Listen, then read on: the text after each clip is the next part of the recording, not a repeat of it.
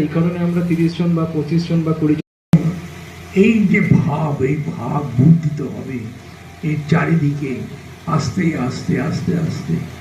আমরা দেখছি কত ভক্ত আছেন এই অঞ্চলের মানুষ, যারা ঠাকুর, মা, স্বামীজি, রাজা মহারাজ এরা যে এসেছিলেন, এদের যে পুণ্য এখানে ভূমিতে তাদের পাদস্পর্শ হয়েছে, সেই জন্য তারা ধন্য।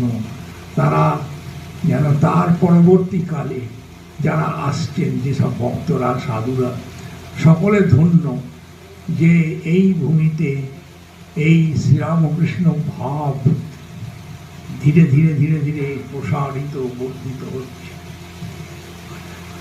আজকে এই দিনে তাদের শ্রীচরণে প্রণাম জানাই।